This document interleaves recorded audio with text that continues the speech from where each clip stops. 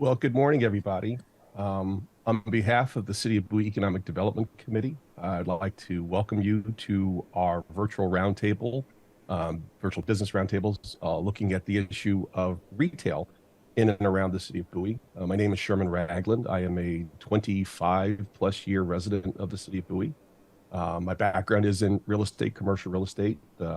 My company is real estate investors and real estate developers, but we are not actively doing anything in the City of Bowie, so I have zero conflicts of interest. I've been a longtime member of the City of Bowie Economic Development Committee, having served as its chair. And more importantly, I'm a resident of Bowie because 27 plus years ago, God let me meet the woman of my dreams. And so we got married, and she had two kids in a beautiful house in Bowie, and I had a little teeny townhouse in Old Town Alexandria. So I came here with full intentions of grabbing everybody and sneaking them back to Northern Virginia. And after having lived here in the city of Bowie for about 2 or 3 weeks, I'm like, why would we go anywhere? This is the most wonderful place on the planet, probably the most wonderful city in the entire Washington, D.C. region. So I, like you, love the city, love to see great things happen in the city, and from time to time have some concerns about the direction things are going in and how can we make things better. And I think that is hopefully the heart and issue of why we've come together today to specifically talk about how do we make things better, specifically in this area of retail development. So real quickly, we have a very strong list of attendees. I'm just going to go ahead and read through this real quick, and then we'll just go ahead and throw out the first question and get right into it. But we have invited from the city council members, including Mayor Tim Adams, Mayor Pro Tem Roxy Mda, I always mess this up, Demambadu. I'll give him my best shot. Councilman Estevik, Councilman Wolfley, Councilman Truesdale, Councilman Hawkins, Councilman Gardner. We also have invited and have in attendance our our county council member, former city council member, Ms. Ingrid Watson. We have from the county executive office, Jim Chandler, with the Assistant Deputy Chief Administrator for Economic Development. We have from Prince George's County Economic Development, Larry Hines. From County DPI, Mary Giles. Also from County DPI, William Edelson, Mike Mentz. We have from Bowie Town Center, Mr. John Swaggerty. From Bowie Town Center, we also have the manager, Zena Redfern. Bowie Town Center General Manager, Cicely Kearney. Kmart Town Center, Jay Singh. Mill Branch Crossing, Bill Chesley. South Lake Development, Kevin Kennedy. South Lake Development, Julian Curry. And Shops at Highbridge, Kathy Coakley, and of course our city manager, Mr. Alfred Lott, and Mr. John Henry King, who I think pretty much all of us know from the City of Bowie Economic Development Office. So with that, I would like to invite Mayor Pro Tem, if you want to go ahead and unmute yourself, and as sort of the ranking member of City Council. I would love to have you ask the first question and sort of set the stage for what we're going to be talking about today, whenever you're ready. And she says 1 minute.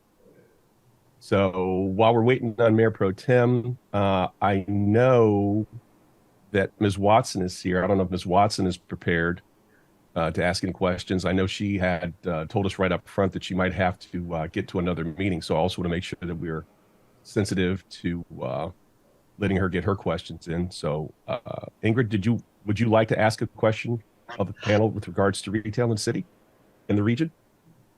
Hi, Sherman, and good morning, everyone. And thanks so much to the city for inviting me to this important discussion. I don't have any questions at this time.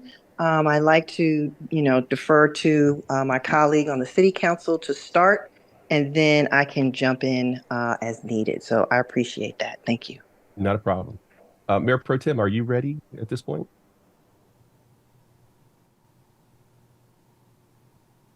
Sorry, the mayor's having difficulties getting on. There you go. I was going to say, John Henry, do you want to, or Dan, can you give him a call? I don't think he got the link. Okay. So while we're doing that, would you like to go ahead and ask the first question of our panel? Yes. 1 second. Let me come off mute. Let me just pull up my question.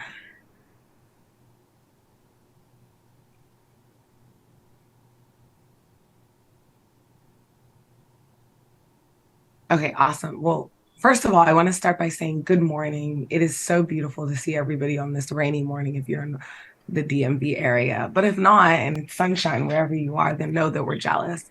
Very, very thrilled that you're here with us. Thank you, Sherman, for moderating the panel. I think my first question would be really trying to understand from a lot of the attendees that we have on the line, what are your plans for retail marketing? What are your focuses when it comes to retail marketing? How are you currently positioning yourself to attract high-end retail, essentially occupants? That would be my first question. And any one of the members of the panel who'd like to weigh in on that, you're more than welcome to unmute yourself and contribute to the conversation.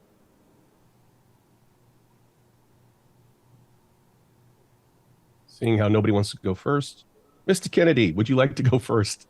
That question. Sure. Good morning. Good morning, everyone. Morning. I'm Kevin Kennedy from the Michael Companies with my colleague Julian Curry. We represent the South Lake project in Bowie, but also just a little bit about the Michael Companies. This is our 50th year operating as a commercial real estate company in Prince George's County, and we are, I would say, 95%, if not more, focused on Prince George's County. We have, for at least the last probably 3-4 decades, been working on retail projects in the county. And we always prioritize getting the highest end or most new innovative tenants that we can into our projects. Each shopping center that we build, we usually break some kind of barrier or have the first of something in it. We had the first drive-through Starbucks in the county, if not in the state. It's our College Park Shopping Center. We had a lot of success with the Grace's Steak and Seafood restaurant, independently owned hibachi style restaurant in the county in our Vista Gardens Marketplace Shopping Center. Ritchie Station, we brought Dave & Buster's. We actually poached them from Montgomery County to come. And we have a lot of great things planned for South Lake as well. We have a high-end grocery anchor, and we've been doing a lot of work for the last couple of years to try to bring a balance. You have to have some national tenants in a retail project just for basically for financial reasons, to have credit tenants. But we've really prioritized getting a lot of diverse local entrepreneurial businesses also signed up for the retail spaces in South Lake. So I think the community will be happy with the number of new and local businesses that will open up there once we start getting the smaller retail spaces online. Excellent. Thank you. Bill, would you like to talk a little bit about your project and the retail component and what's planned?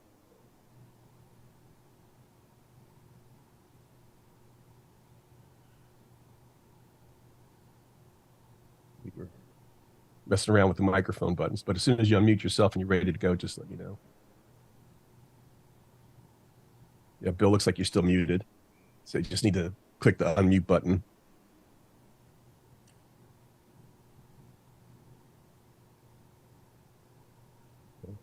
Well, Bill, tell you what, while you're working through that, I'm going to switch over and we'll come. Oh, there you are. Go ahead. Okay. Not well versed in technology yet. Give me a few more weeks.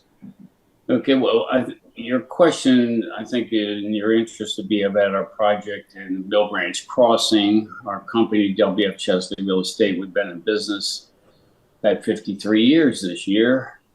So as I've talked with a lot of you, this project has been in the planning for over 20 years, and it's not for lack of effort, but it's a complicated process to get these projects up and going. Our project in Mill Branch is what we call a walkable community, which is becoming more well known, and with the idea that theoretically people can live in the community and have what they need without leaving the community.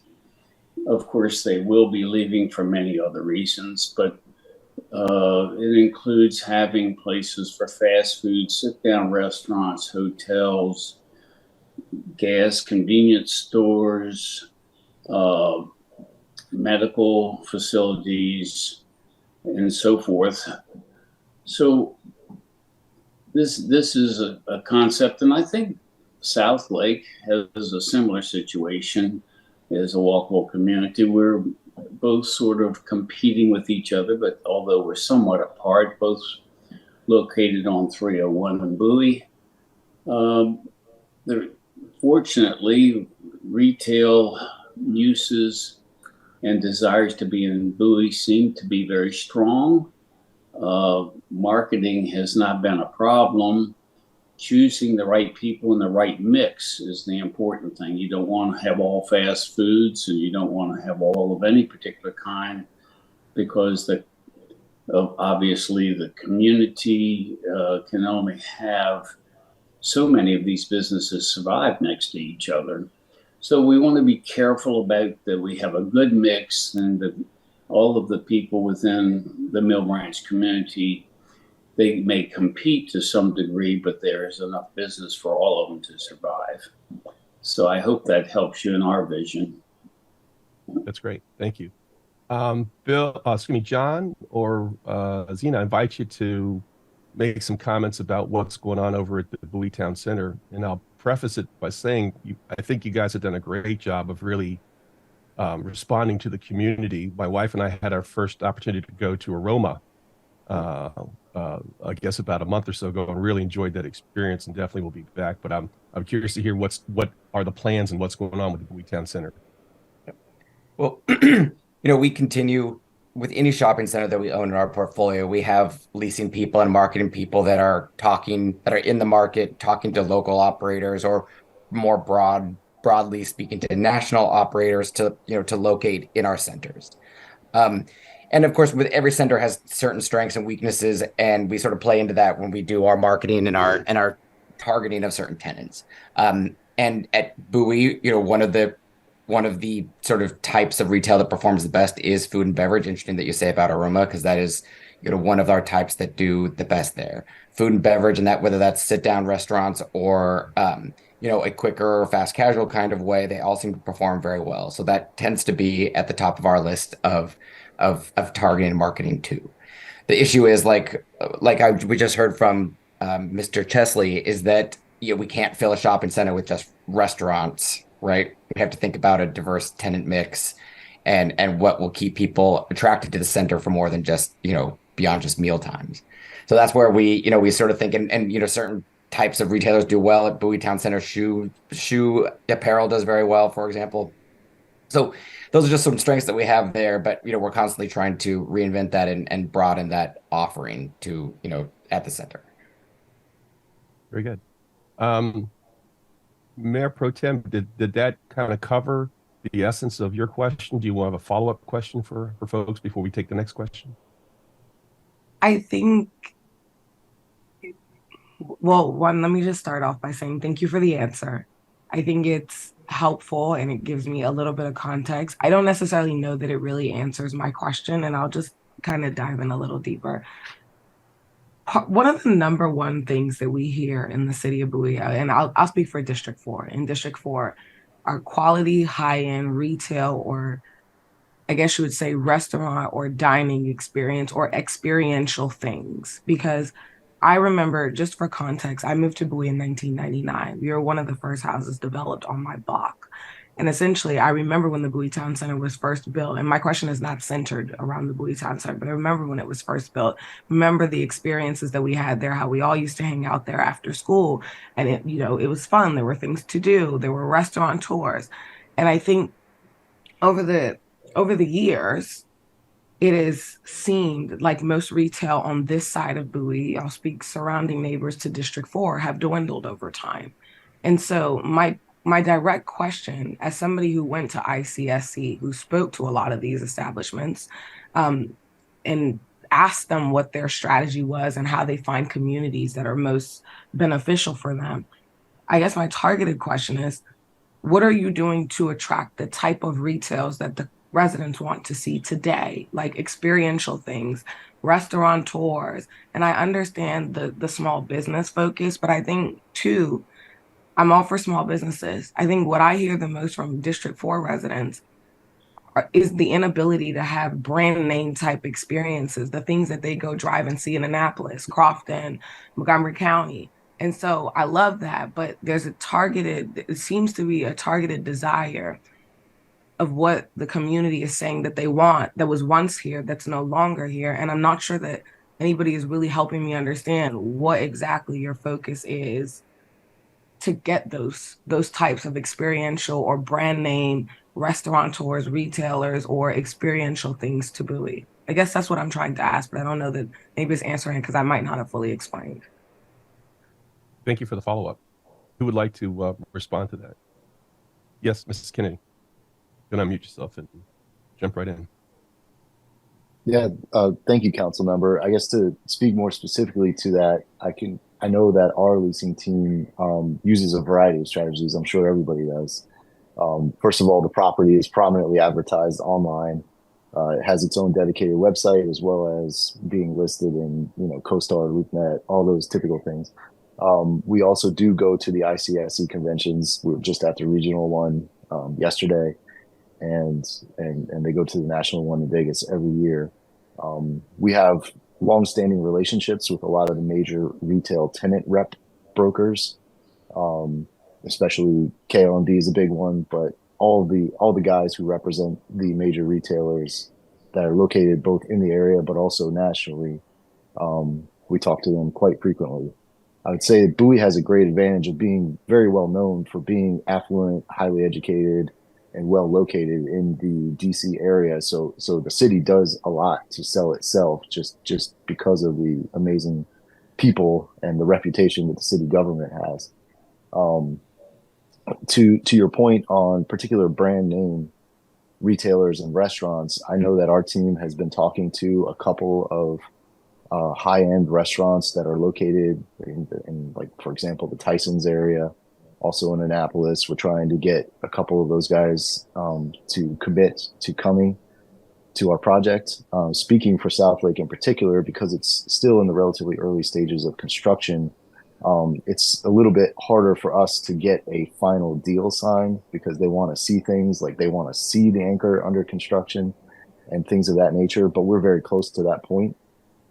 So our expectation is over the next year, if not the next 6 months even, we'll start to have a couple of those deals in hand that we can really go and speak specifically and publicly about.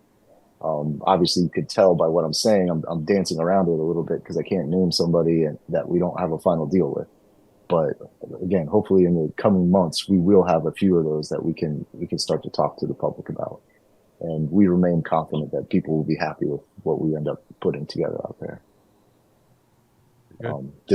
Just for everybody else's benefit, not to talk too much, but did that answer the question, or is that getting closer to answering the question? Yeah, no, that's definitely getting closer. And I think the context of my question is not really to name people that you guys have in the pipeline, because I think we understand the process enough to know that would not be beneficial, nor like it just isn't the most appropriate step at the moment within your process. So I understand that. I think it was more around like there are specific anchor type tenants, and maybe because I see Bowie as this opportunity to really be this premier city in Prince George's County that don't have a lot of those anchor tenants or anchor grocers that you go and see on Wisconsin Avenue. I mean, some of this is a marketing and branding and brand recognition opportunity for a lot of those other companies like the Zaras of the world or like the Cooper's Hawks of the world. And so I think really understanding what your strategy actually is so that I can try to assess as a council member, where is the gap coming from? Is the gap coming from the fact that these stores, I mean, some of them, yes, are not expanding, but others of them are expanding. So it's a gap that they don't know about Bowie, because when I went to ICSC, that was a consistent talk track that I heard. Oh, yeah, we never heard of you before. Like, tell us more. And even some of those conversations led to those particular establishments running their own reports and being highly interested.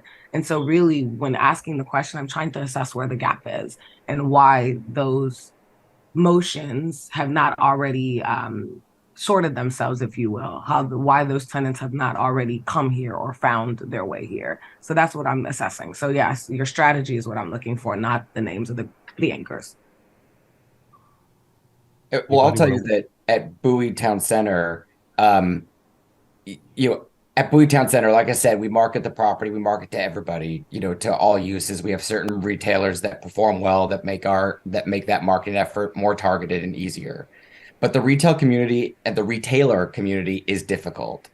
And the past few years have been especially difficult for them, right? Going back to the 2010s when Amazon and online shopping started to take a big bite out of their sales and made a lot of them question how many bricks and mortar stores they need.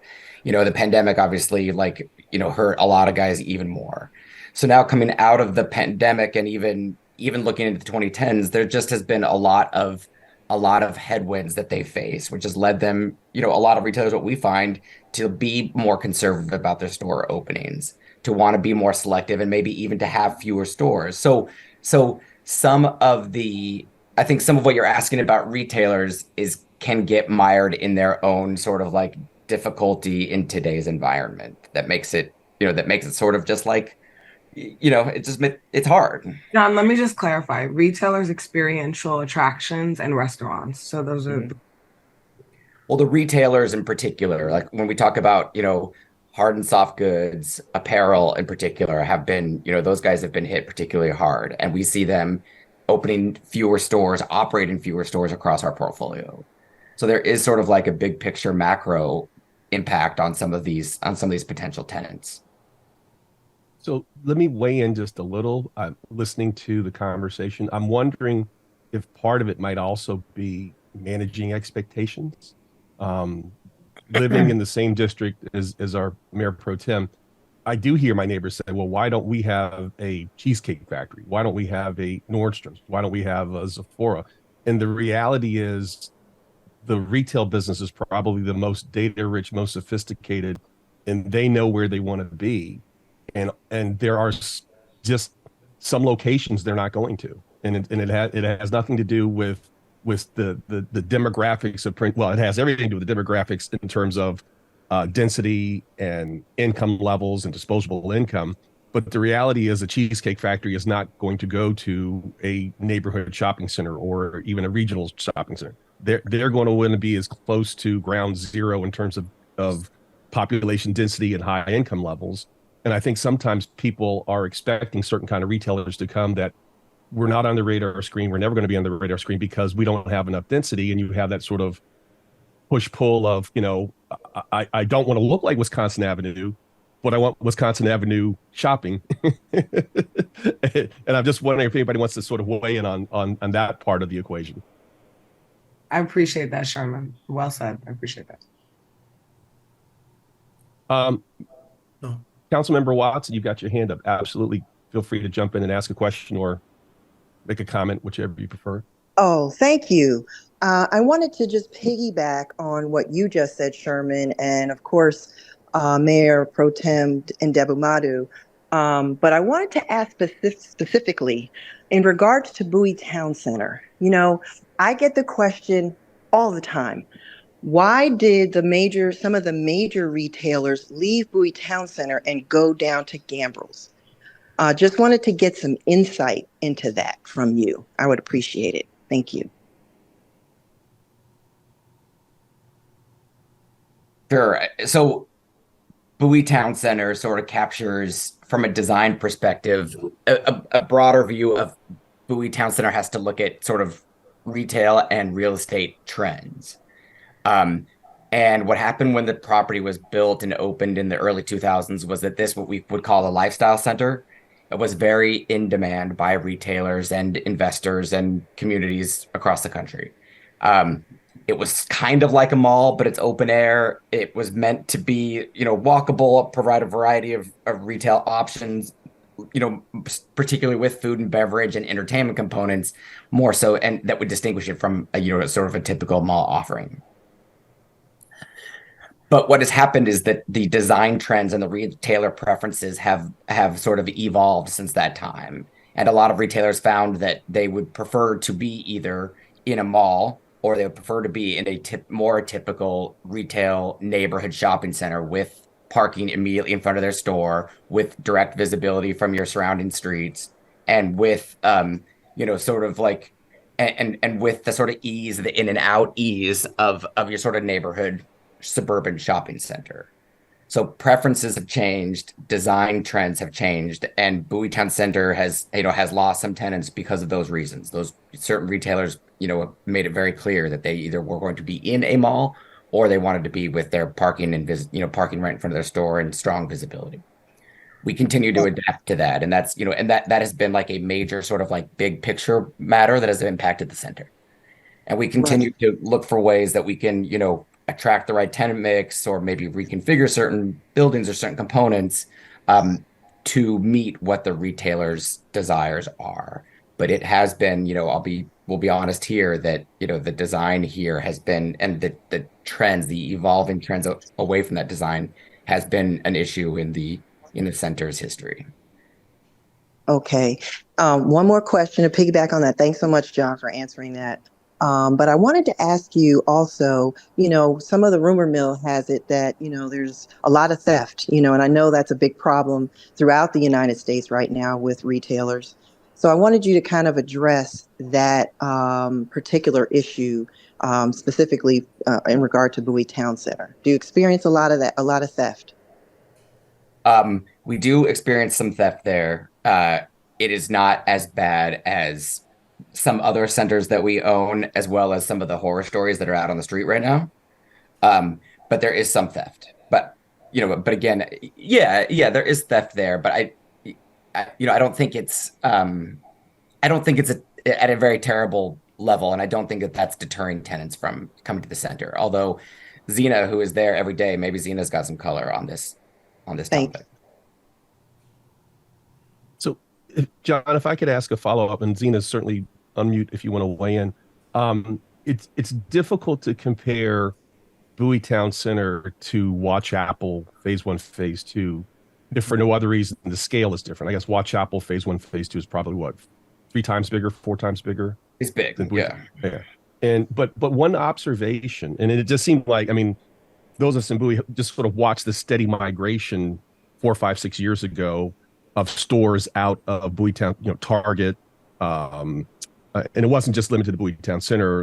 It was also Outback Steakhouse, and they all sort of wanted to migrate up to Watch Out. It was almost like a new planet entered the solar system, and it was sucking all of the life and retail out of the region. But one observation, even though it's not a direct apples to apples comparison, is Watch Apple has a lot more housing integrated into the project, and I'm just wondering, does having housing, not having, does that really put you at a disadvantage, or is it really sort of like a non-issue because it's, again, not a direct apples to apples comparison? I was wondering if you wanted to weigh in on that.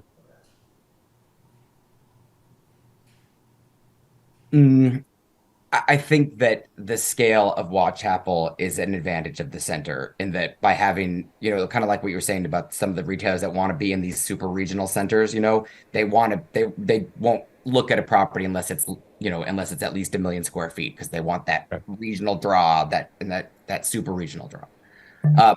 So it seems to me that that Watch Apple strength is in its scale of retail, in that sort of like in that critical mass that it provides, and in that super regional draw that it provides, more so than the housing component.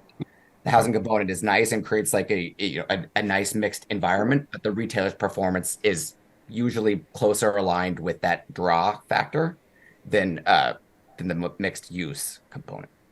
Very good. Appreciate that commentary. Next up was Councilmember Hawkins. Sorry? That was Mayor Adams. Oh, Mr. Mayor, good to see you. Mr. Hawkins, will you yield to the mayor? Sure. All right, Mr. Mayor, you get the next question. Yes, sir. My question, it follows others have too, and that is that the ambiance and all of what the housing and what the city is. Mayor that Adams, question of density. Yes. you're going in and out. Just Yeah, like you could restate the question. Okay, yeah, I'm going in and out. I guess my question just goes back. What, as a city right now, as we talk about all of these things, see the best possibility of being able, what the trend is now that's needed to bring those high end stores here. What can we as a city do right now, even to be able to do that? We kind of talk about it, but what is it that we're not doing that we need to do? Thank you, Mr. Mayor. Anybody want to weigh in on that? Hi, this is Dina from Bowie Town Center. I'm at the center quite often, but I'm not walking the property all the time. But I do know I can't speak to whether or not the crime has gotten higher or lower. But I do know recently we did a deal with the police department where we gave them a satellite space on the property. So I Right. think to address some of that concern about crime, if if we could work with the police department so they can have a bigger presence outside of being right behind our property, a bigger presence on at the center level, that could deter some of the crime that may be perceived at the mall. Okay. Thank you. Thank you, Zena. Does anybody else want to weigh in on Mayor Adams' question of what kinds of policy things and economic incentive things that the city of Bowie could be doing to attract the quote unquote higher end retail tenants?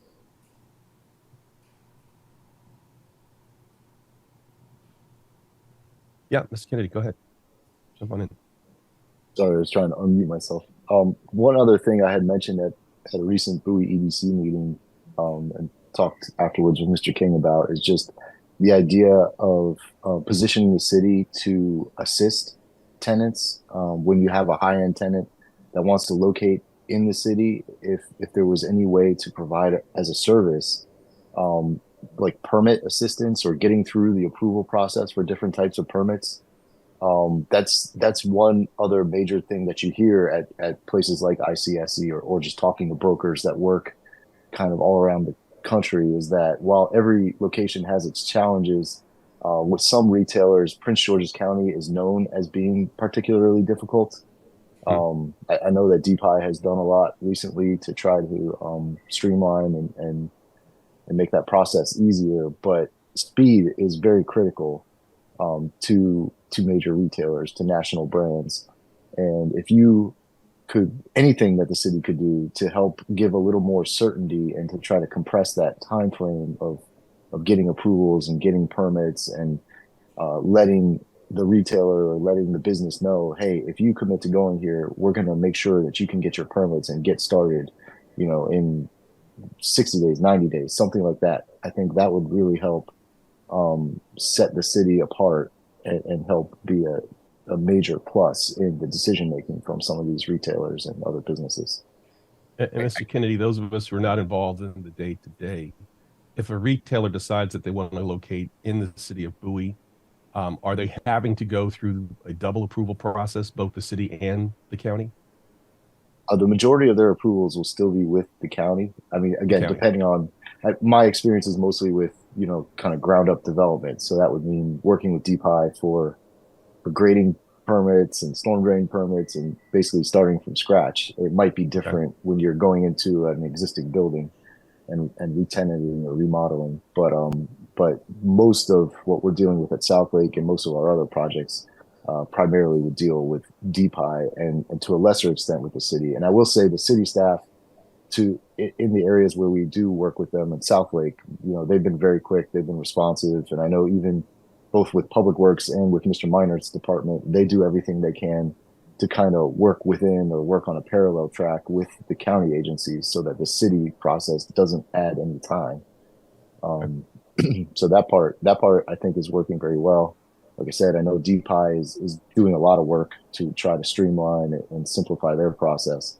But the city might want to also look at, hiring a permit expediter or something like that to help really guide these businesses through the process when they decide to locate. So really, if I hear you, sort of like a city sponsored concierge that walks the prospective new tenant through the process at the county level as well as the city level. Is that sort of the kind of thing you're advocating? Yeah. Or just as a single point of contact as they're navigating these process to help different steps of the way. Gotcha. Also, John, not to speak for DeepEye, since Ms. Giles is DeepEye's on. here. We're going to let them speak for themselves, so don't worry about that. One good thing that they do is have a meeting with major tenants before you start the process. Okay. Just to educate them about what the process is. That's very helpful. Excellent. John, Chairman, do you want to weigh in on that? Chairman, Larry Hance probably has some insight on the permit assistance process. No, I'm going to recognize Larry and recognize Mary, but I just wanted to get all three of our retail developers, property owners, to just sort of weigh in on that specific topic before we let county folks respond. So, John, did you want to say anything, or Bill, did you want to say anything? I completely agree. And this is not, this is an issue that is not unique to Bowie. That we find a lot of municipalities in the last few years have become slower in issuing permits. But at Bowie, we're less focused on the ground up development and more just on the more straightforward renovating space, permitting for new construction for a new tenant, and we find that can be slow. And that's the kind of thing that reputation for being slow can get out into the market and can be one of the factors that can discourage tenants from arriving at this location. Okay. And same question I asked Kevin. Is it equally sort of balanced between county versus city approval process since you're re-tenanting an existing space, or is it sort of a county issue only, or a city issue only, or sort of both parties have a hand in your tenant re-tenanting process? Well phrased. John? I would think it's both. Okay, thank you. And Bill, are you still here? Did you want to weigh in at all? Because I know you've got some existing retail as well as some ground up. Oh, the processes continue to get longer.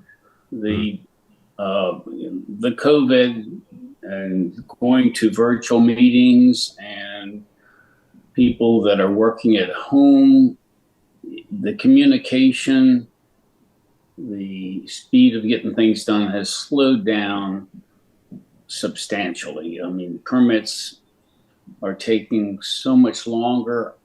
I'm not sure what the answer is.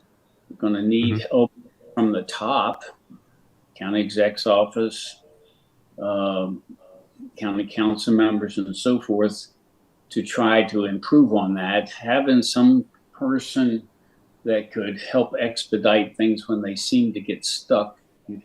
You can't get a particular person to respond. What's going on? Why is that being the case? It's complicated. It's not easy, and it is getting harder. It's continued to get harder for the last 50 years. So the answers are not easy, but they do, communication between the business community and the elected officials would be a great help in saying, why is this happening and what can we do? And of course, we continue to add more and more obstacles that have to be achieved and overridden to get to the bottom line. But to be in projects 15 or 20 years is not unusual. You have to have a lot of staying power. And, I'm not a patient person, but patience is something that you have to bring to the table because it's not going to be easy. That's what I'm seeing. So Bill and John and Kevin, I'm going to add a quick commentary. I don't know if this will make you feel any better, but last year, my wife and I decided to put an outdoor kitchen on our home in Bowie. And my wife was sort of on the lead with this. And after 5 months of, honey, do you want me to call the county executive because we couldn't get our permits for our outdoor kitchen? And I'm a resident. It's not open to the public. It's just a personal, want to add something to my house, increase the value and pay the county, city more taxes. It was 4 or 5 months with just not a lot of activity. Or when the activity came, it was, please go back to the drawings and have the architect comment on blah, blah, blah, blah, blah. And so finally, after about 5, 6 months of this, I just called county executive's office and we had the permits a week later. So I as a resident feel your pain. Don't feel like you're being discriminated against with this process. So Larry, you had your hand up from county EDC. Would you like to weigh in on this? Excuse me, I had to take myself off of mute. Good morning, everyone. In regards to this concern we're having with DPI, and also to answer the mayor's question, a couple of things.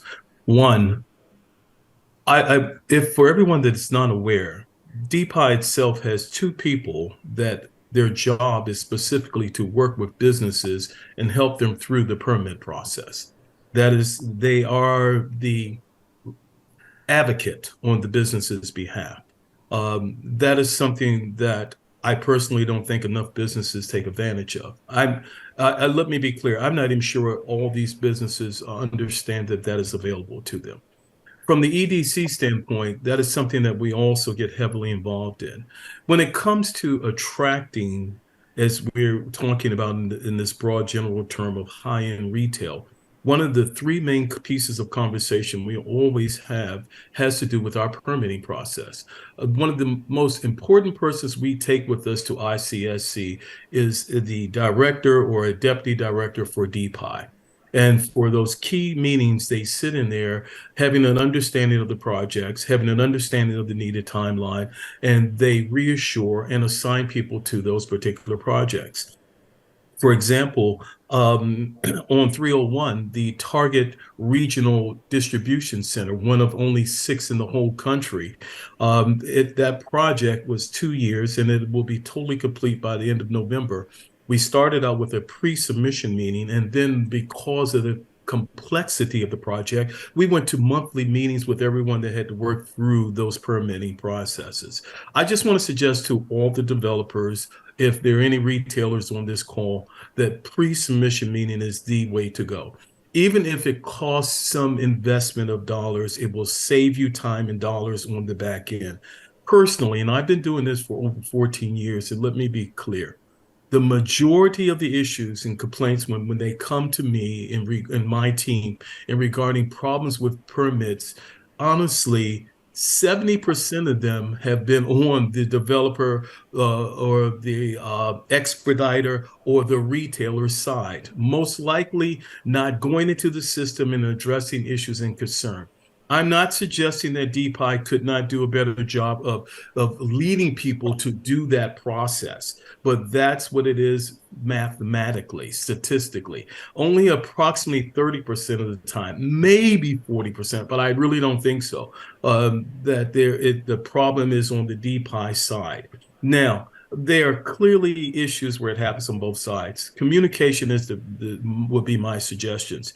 Personally, I've not found expediters in and of themselves to be extremely helpful for the clients, mainly because they're compensated for going through the process. If you compensate them to get it through in a timely manner, I would suggest that you will see more positive results on that end. That's what I wanted to say about DPI. And let me be also very clear. Regarding the shopping centers that are on this call, the EDC is here and available to help you through that process. I would suggest once you sign a retailer that you reach out to me personally. We have a person that specializes just on retail, for that matter, and restaurants. They will meet with your potential client that you have, understand their timeline, complexity of the site, and make a decision, should we have a pre-submission meeting, and who should be in that meeting, and will there need to be follow-up meetings throughout that process. That is something that is available for everyone on this call. And regarding to the mayor's question, the mayor asked, and so did Mayor Pro Tem, and regarding high-end retail, is something I want to suggest that we've come to understand over the years, and I want to suggest that as a municipality, Bowie can also do. It has to do with a singular, consistent marketing effort.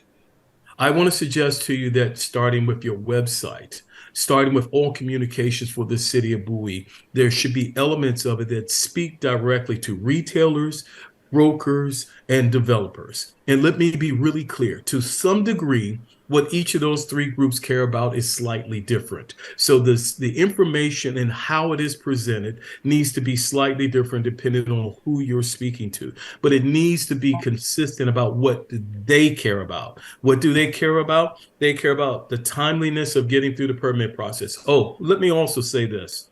Again, in 14 plus years, I hear horror stories about Montgomery County. I hear horror stories about Washington, D.C., and I hear them consistently.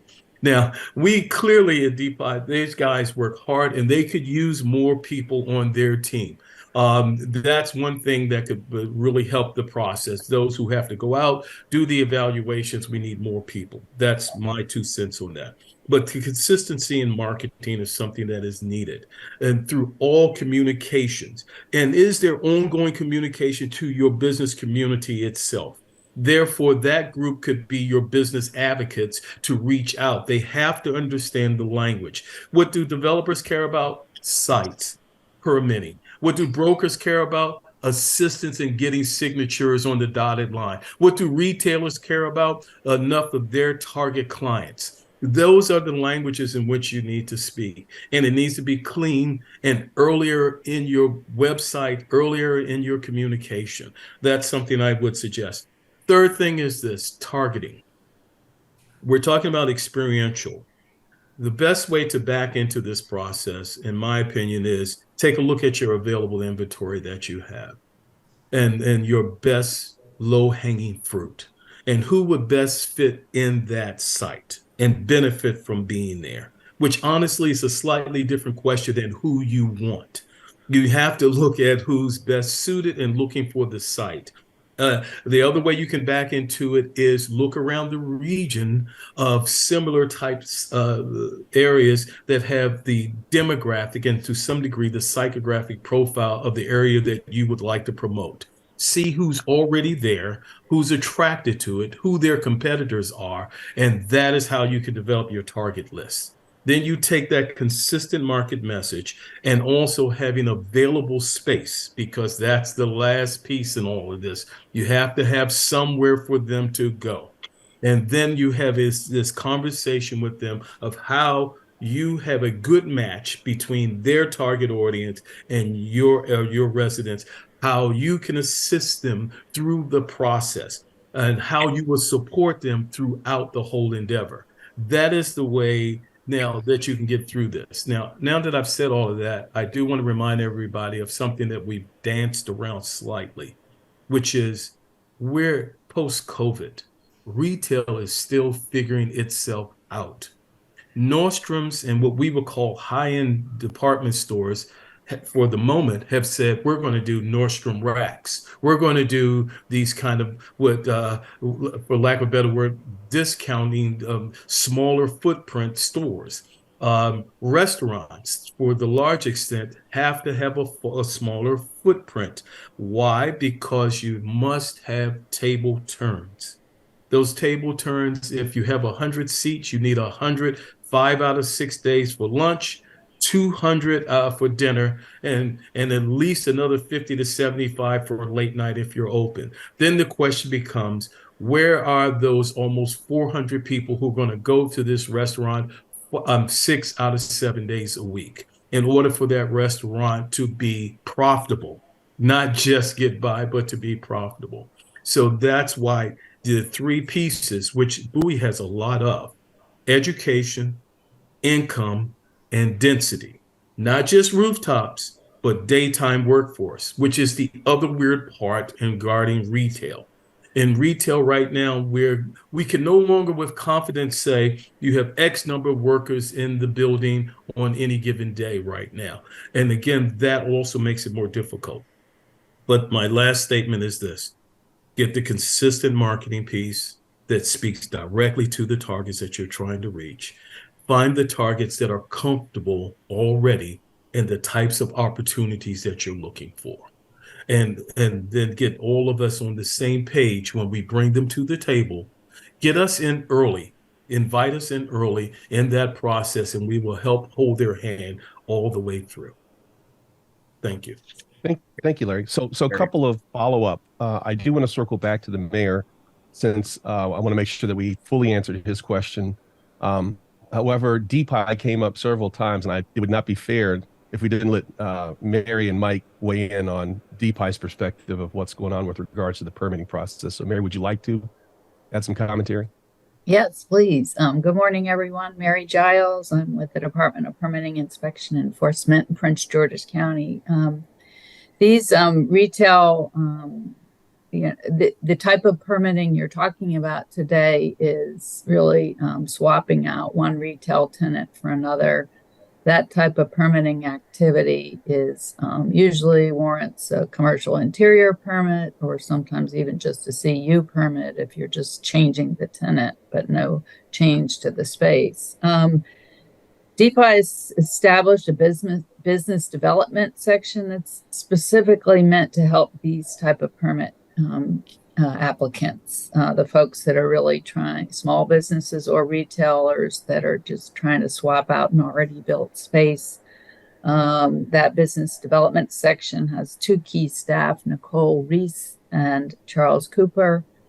They're excellent at helping these types of permit applicants get through the process.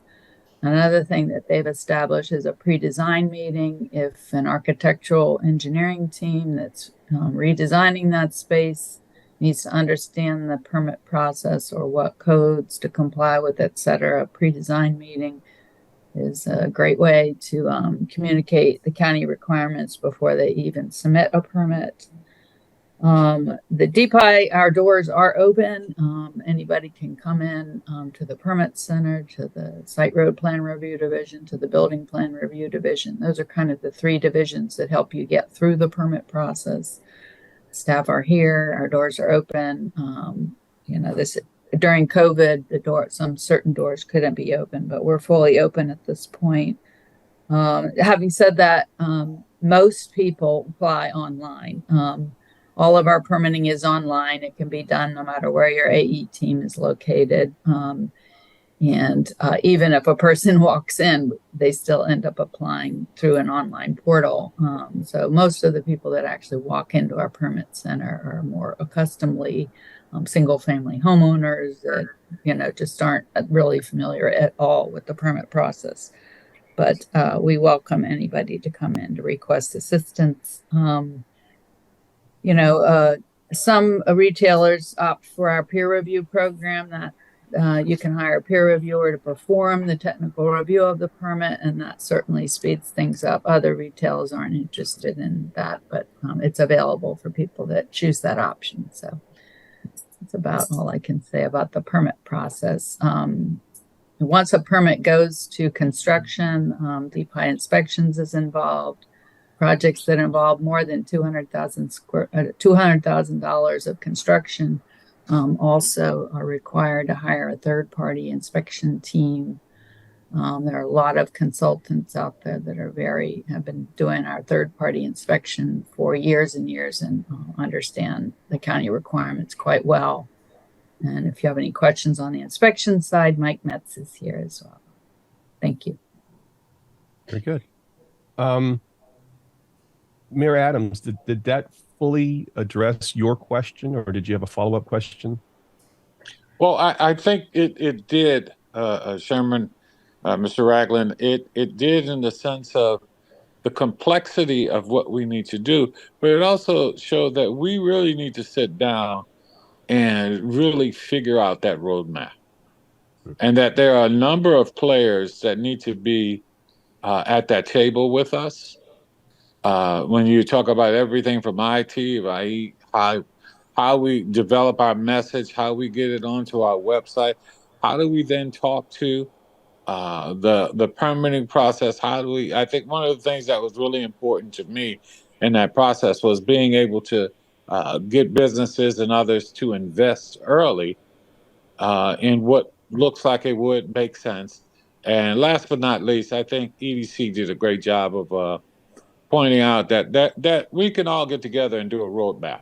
And for me, some of that was new information in the sense of we know what to do, but we also now know we shouldn't be going after the same retailers or the same restaurateur. What we need to do is look a lot more at the competition and see who their competition is so that we can lure them here and just really put a lot of that thought in on the front end. But anyway, yeah, they answered a lot of questions. They brought up more, but more than we need to ask here.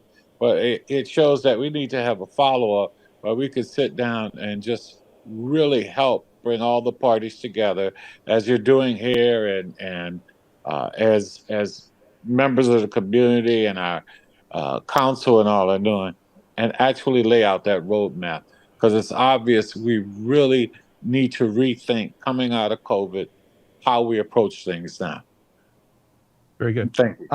I remember years ago, decades ago now, when I was a very young man working in DC for one of the largest developers in Washington, DC, the Oliver Car Company. And the thought of having major retail and housing in downtown DC was within the development community, quite frankly, a joke. The saying back in the 80s was nobody wants to live downtown, nobody's coming downtown. And right about the same time as the city was going through many kinds of challenges and turmoil, both politically and financially, Alice Rivlin stepped up and wrote a report. She chaired a commission called the Rivlin Commission that talked about DC's development policy, its housing policy, and really at the time advocated some things that were somewhat controversial, but for the most part eye-opening. And that Rivlin Commission report came out, I want to say, early 90s, and it wasn't but a few years later that the DC government at the time and DC planning office at the time adopted most of those recommendations.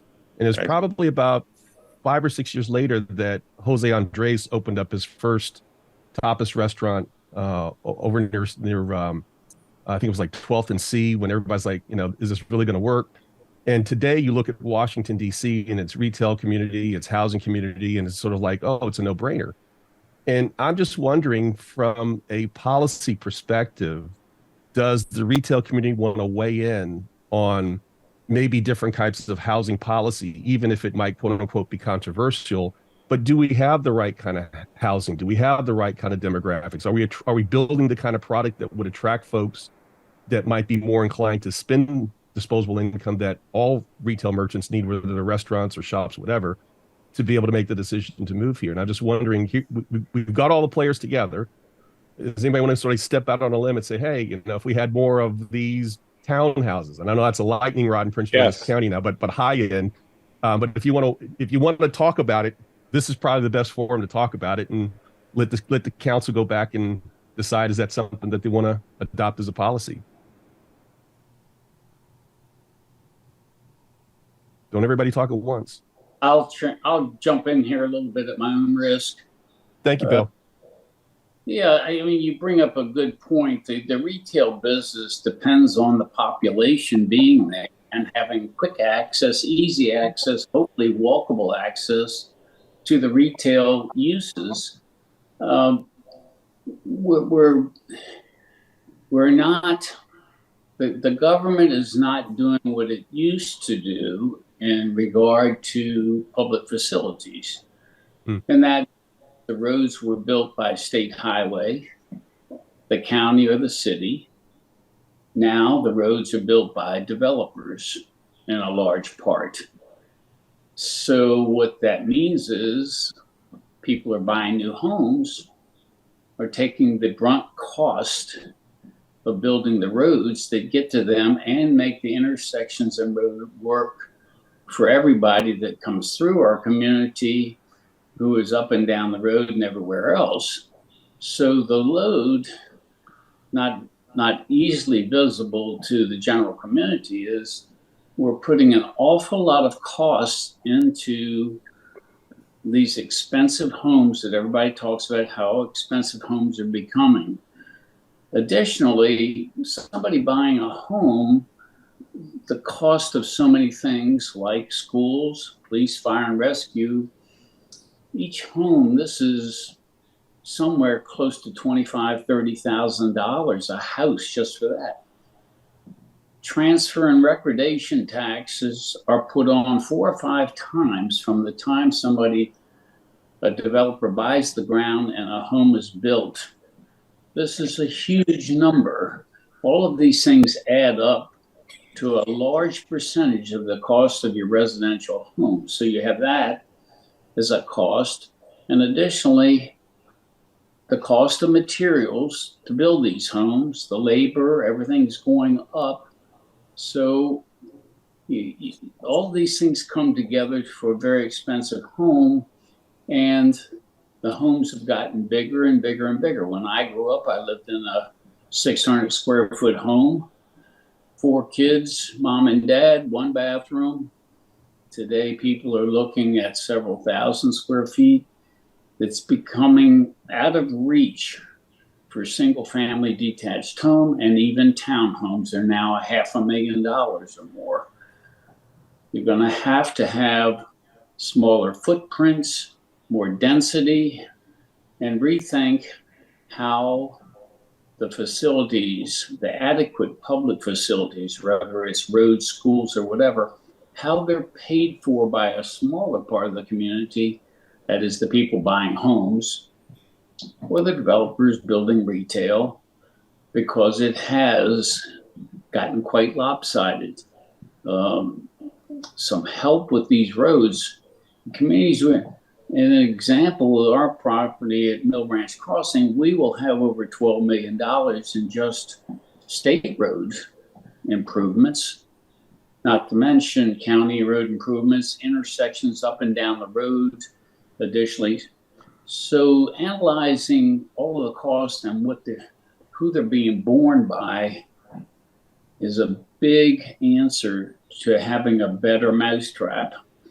We can't continue for it to go in this direction. If we do, we're going to have problems. And if we figure out here locally, the city of Bowie, Prince George's County, we're going to become more attractive. All of this makes us more attractive. Other counties are having as big a time or tougher time getting permits in some counties than we are here. That doesn't mean it's okay to be here, because if we improve all these things, time periods for getting permits, the allocation of the responsibilities for roads based on the masses rather than a rather small group each year, we're going to look better, and we're going to bring people here, and we're going to grow. And our opportunity in Prince George's County is never better than it is now, geographically and economically. So I appreciate you listening to me. Thank you. Any other developer, retail owner that wants to weigh in on policy-wise? Is there any policies that are prohibiting you from building the kind of product that might help enhance retail? Yeah, go ahead, Kim.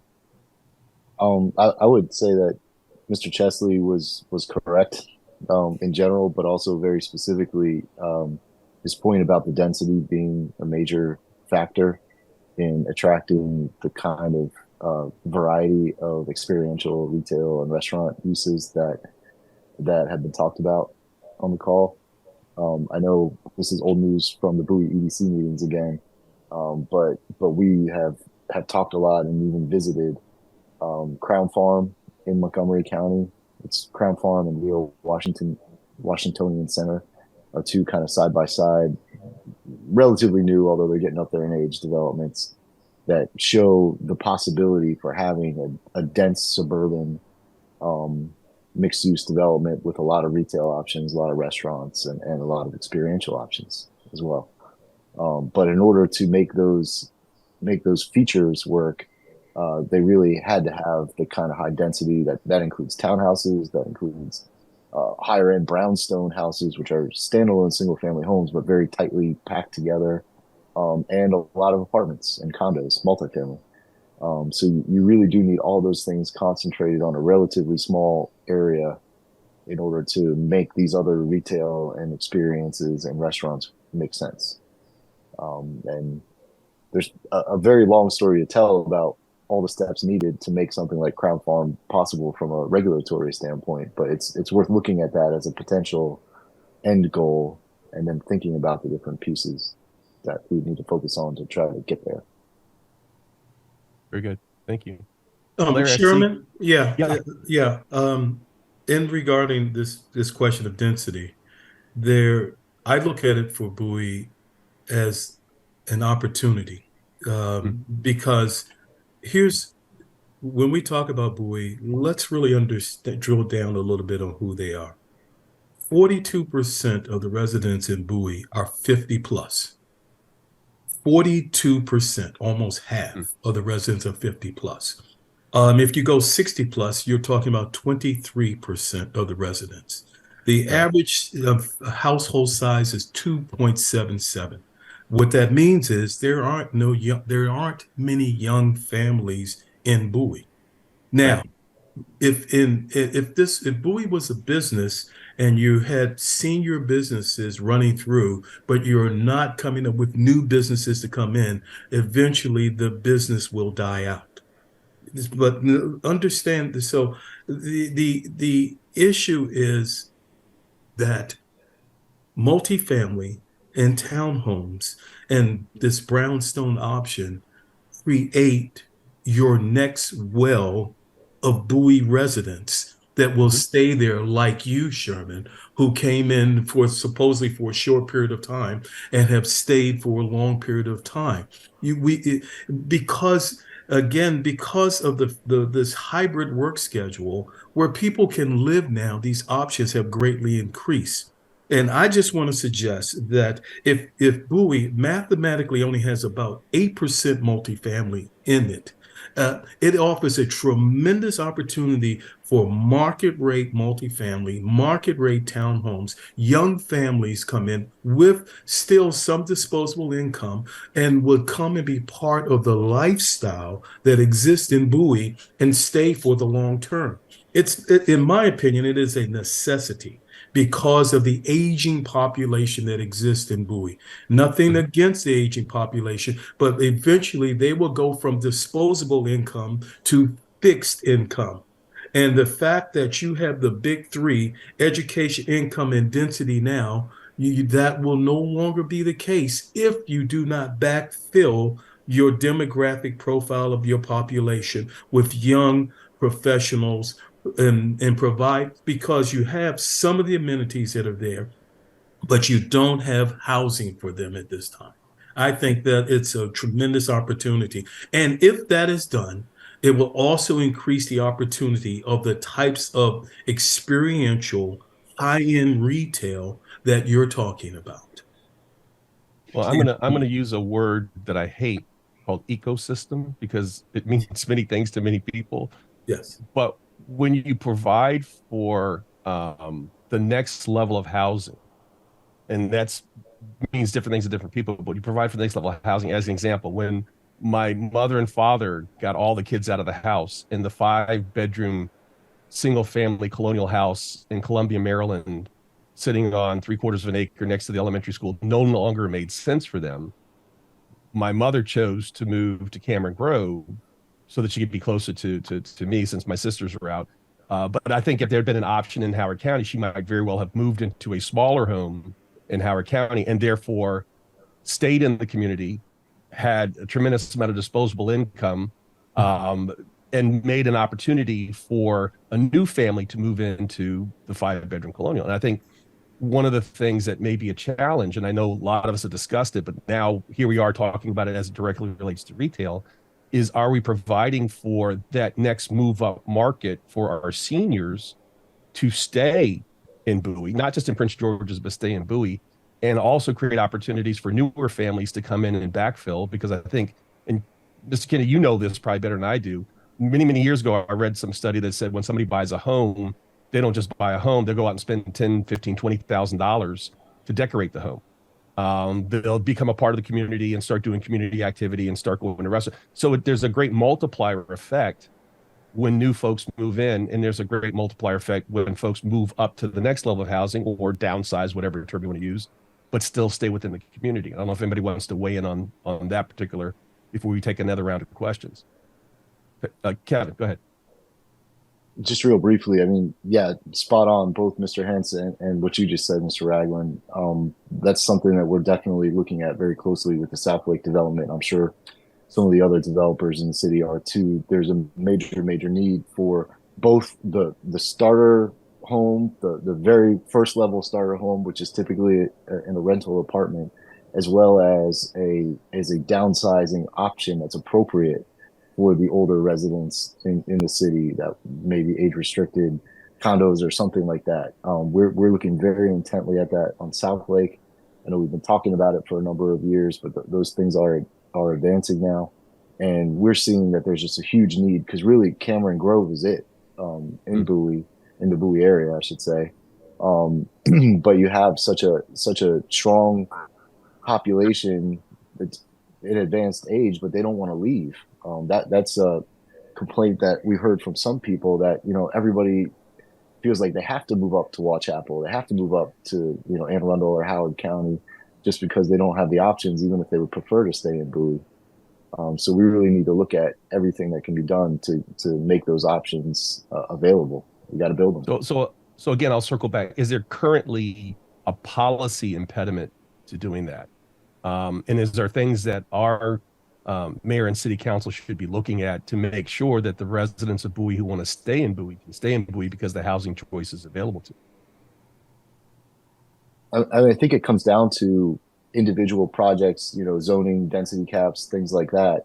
And in the past, I know at the county level, they've exhibited flexibility when it came to specific projects for age restricted, things like perhaps waiving some density caps or modifying density caps, working with the developer on different fees and stuff like that. Anything that can be done on a policy level should be on the table, I think, to encourage these projects to move forward. One thing that's not totally, public knowledge, even in the wider development community maybe, is that financing for age restricted product is a lot more challenging than market rate, because lenders, they see it as you're limiting your market. You have a smaller pool of customers, and therefore it's a riskier loan to make. So the interest rates tend to be higher and the loan to values tend to be lower, things like that. So it's not, even though everybody agrees that there's demand out there, it's still not done at the drop of a hat. It's harder to get a project put together on the financing side. And any policy tool that's available, I think, if the city and the county were able to approach it as this is something that we want to encourage, we'll do everything we can to make it feasible, then I think that would be very helpful to getting more of these developments off the ground. Okay. And then I have one more follow-up, just to make sure that we really fully cover the first two questions that were asked. So I'm going to circle back to a question that Mayor Pro Tem asked about our marketing efforts to get folks attracted to Bowie. And I'm going to be kind of specific, and feel free if you're already in conversations, you want to sort of say, nope, can't talk about that right now. But a lot of folks in Bowie, when you ask them, what is your definition of high-end restaurant? What is your definition of high-end shopping? They frequently talk about Starbucks, Nordstrom's, Cheesecake, the big three, right? But the reality is many of those top-end merchants are closing stores or holding put.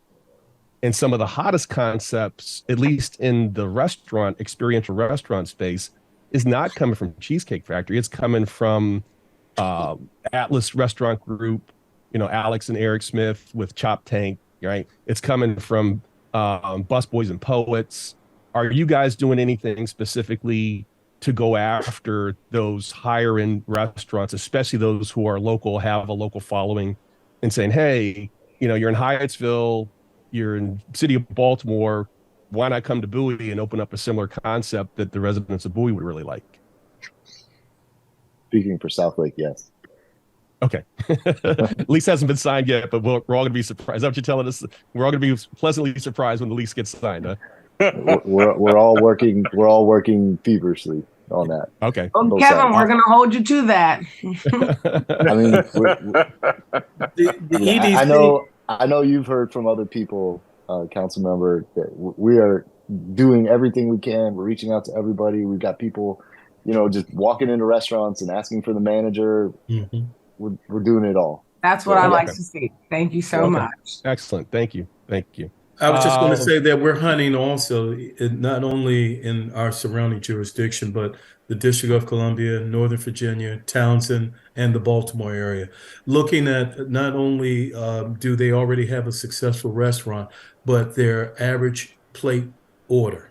Because again, it has to be a good match from a menu standpoint or a concept standpoint. And we talk in terms of the number of jobs that they will be able to create.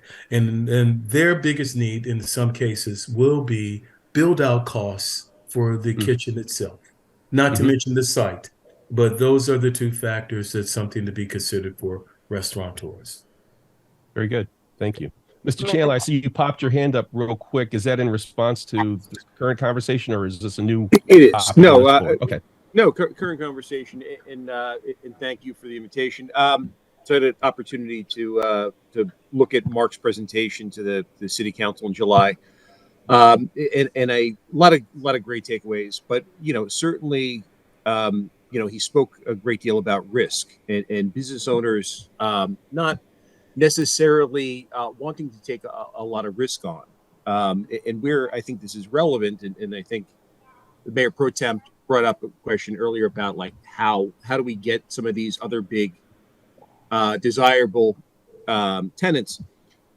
I would really continue to focus on retention and expansion strategies. Looking at retailers within the county that have had a very positive experience and asking whether or not there's interest in expanding into the Bowie submarket. I think before I worked for the county, I worked for Hyattsville, and it was a very successful strategy that we weren't necessarily going to ICSC. We were more focused on, keeping those businesses in place that we had, asking them, when they're ready to sort of grow, are there spaces in Hyattsville that they can grow into? It's not always the case. Sometimes you don't have a match, but when that opportunity was there, ensuring that we kept them, similar to the housing piece, that there was an opportunity for expansion within the community. And the other was looking at businesses who have been successful in the county and asking whether or not they were interested in the Hyattsville submarket. I think Bowie could very much take some of that and apply it to part of their attraction strategy. Very good. Herman, can I Zena? chime in really quickly if you don't mind? Yes, ma'am. Go ahead. On this current topic, I think I really like to hear that. For those who spoke on it, I like to hear that you're having let's just call it an innovative out of the box strategy, because I spend a lot of time, because my work base is in DC. I spend a lot of time in DC going into the different restaurants, and almost every time I sit down at a restaurant, I meet like these small restaurant groups. Like you mentioned Atlas and some of the others, these smaller restaurant groups that are not so tiny that they couldn't necessarily look at expanding, but are not so big that they have such a national presence. And oftentimes the conversation that we always have and what they always say to me is, we never thought about going there. Let's talk about it. We would love the opportunity. And so I think what I want to call out to the forefront is there's a real opportunity for us to really be talking to businesses. I love the aspect about retention and growing in Prince George's County. I'm going to speak for District 4 and say that a lot of District 4 residents probably don't want a lot of the restaurants that are already in Prince George's County. They want the ones that they're seeing in other areas like Tyson's and DC and Annapolis and Crofton, because those restaurants just quite frankly aren't here yet. And that's not saying for one reason or another why they're not here, but I think there's a real opportunity to really just hone in on who are those smaller restaurant groups. Like, I'll give you an example. I spoke to the owner of Kava probably 3 months ago. And I said, hey, Ted, have you ever thought about putting a concept like what you have in Pike and Rose in Bowie? And he was like, oh, well, we never thought about that. Have someone reach out. And so I think sometimes we have this kind of opportunity that we don't really see about these middle tier or smaller tier restaurant groups that are doing more specialty like concepts that are very much similar to their main concept. Like Kava is a main concept, but Julie is a specialty concept of Kava. and really poach them and really talk to them about targeted opportunities in Bowie. And I do think, unfortunately, we are going to have to do a little bit more hand holding because of the simple fact that we are coming out of COVID. People are looking at what is the best strategy for them, so we can get a little bit more proactive and figure out how can we support and or kind of bring this frame of reference to these people who may have never considered going to Prince George's County because it's just not top of mind for them, and really get them to want to come here. And that opportunity, I'm sorry, I'm going to advocate for Bowie, being centered on Bowie. I mean, that's great that we have other municipalities that they could go to, but Bowie as that premier location, because we touch so much. You have Bowie State down there. You've got University of Maryland around the corner. You got NASA Goddard. You got a couple other things, that 301, Baltimore's in reach. Like, we are that central location. So I do think that it's worth taking a step back and really figuring out who are those middle tier specialty restaurateur groups that are small, that are like the Atlas Group, that are putting out these different types of concepts in different area, and really help them understand that there's an opportunity in Bowie so that they can consider it going forward. And to that point, if you can make a restaurant work in Baltimore City today, you can certainly make a restaurant work in Bowie. So, come on, Sherman, come on. That's great. Yeah. That is an incredibly challenging environment to make something work. And we've got some folks who are putting some really innovative, interesting things going on, and they're looking for ways to expand. Zena, I'm going to put you on the spot for a little bit, if you don't mind. Sometimes we're so busy focused on who's leaving and what we don't have that we never really fully respect what we do have. And when I think about high-end experiential, I think about Overdue Recognition Gallery. Having now been there, I think about Aroma. Trust me, when I saw that bill when I walked out, I'm like, oh yeah, this was a high-end experience, and it's definitely experiential. But Zena, is the county doing enough to help you and what's going on up at the Bowie Town Center to really put a spotlight? As the conversation said, a lot of people don't even know it's there, or they sort of drive by it but don't really know what's it about. Are we doing enough to help you in your efforts to help showcase some of these high-end merchants and retailers and restaurants that are already here in the city? And could we do more? Thanks for asking. The honest answer would be no, but I never asked. So there's someone that I could ask. Sure. Well, this is the place and time. How can we help? What can we do? Well, most of the tenants, people, especially people like Overdue Recognition, have their main concern is that they need retailers, high-end retailers who can afford to purchase artwork, because that's not your typical type of product. So anything we can do to help market those tenants who are there to generate traffic outside of what we do will be excellent. So who do I call and talk to and get that ball rolling, get that ball action? Maybe Mr. King can follow up with you on that. But it just seems to me that Mr. Chandler's suggestion of, hey, making sure that we're doing enough to expand for the folks who are already here before we do too much trying to reach out to other folks, that just seemed to be an excellent suggestion. And I just immediately thought of those two retailers. Zena, we have at the EDC, we have a couple of marketing options that could potentially work for the center itself and some of your specific retailers. We can talk about this offline if you would like. Excellent. Okay. I'd love it. I'm going to go ahead and open up for a couple of new questions. And Councilman Hawkins has had his hand up diligently for over an hour now, so I think it's about time we recognize Councilman Hawkins. And Councilman, thank you for being so patient. Thank you, Mayor. Thank you, Sherman, and good to see you all. Thank you all for taking the time. I'll tell you, this is the epitome of a sleep-in day. So the fact that you all are here on the 9 a.m.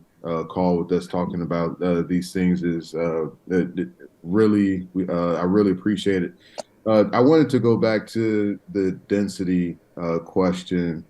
I really want to get understanding, even on this call, like it seems like there's a differing or some type of scale with regards to where Bowie lands in the scale of density.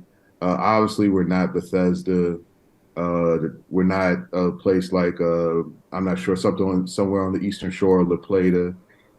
When I'm speaking with residents across the city, but specifically in South Bowie in District 4, people are like, hey, we want a Whole Foods and we have high incomes and we have, high education, and why does College Park get the Whole Foods and we don't, in Annapolis or Rockville, Bethesda?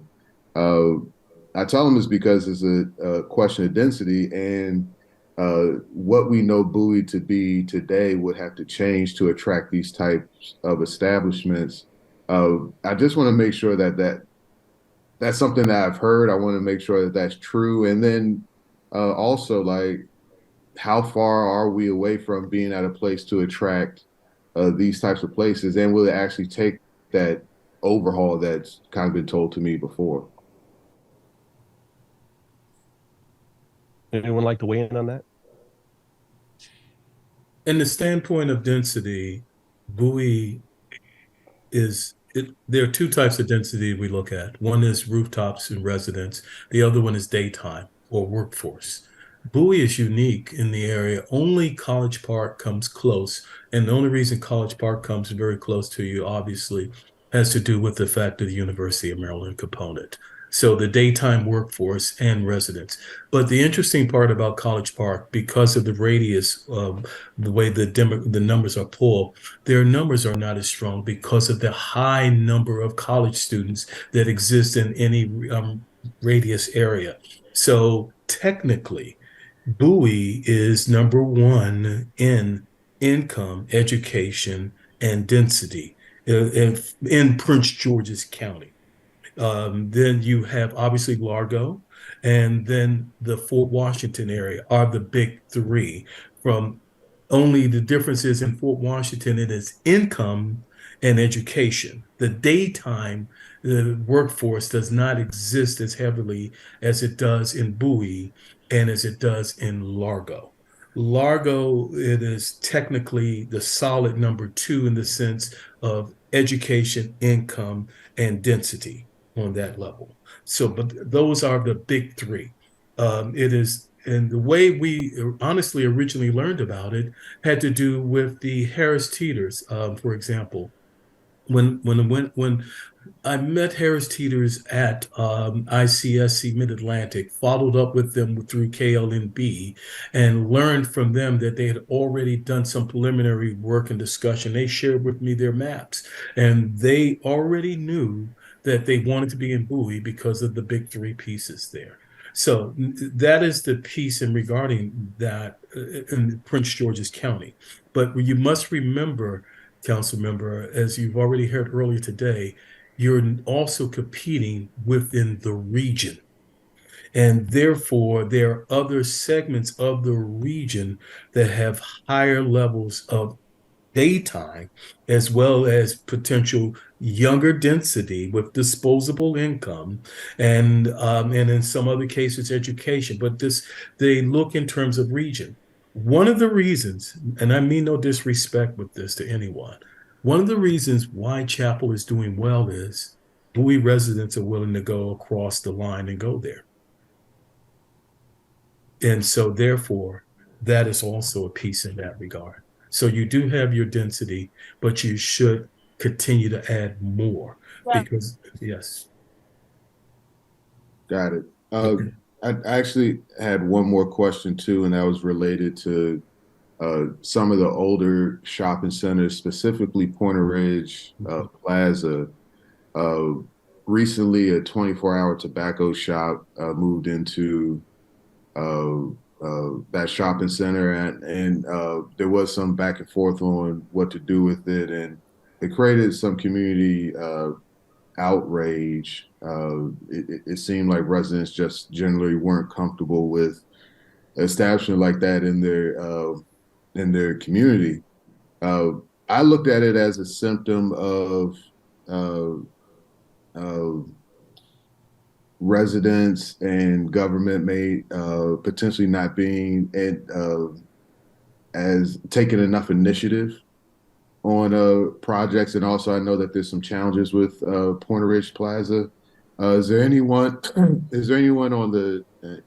this call that can weigh in on some of the challenges that Pointer Ridge Plaza has, and if there's any vision or ideas to work with Pointer Ridge and also some of the other shopping centers older ones that may need a facade facelift or some type of attention from government or the private sector to kind of rehab it. So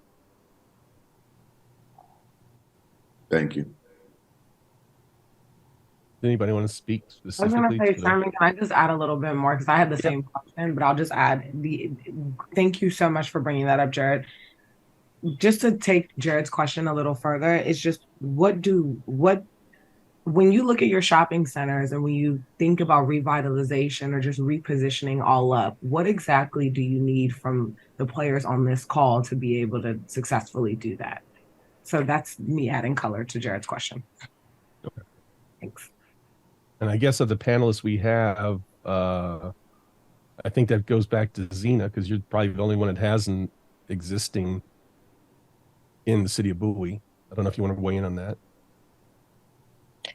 I don't have an answer. Okay. All right. Well, okay. Boy, I had just speak, Larry. Okay.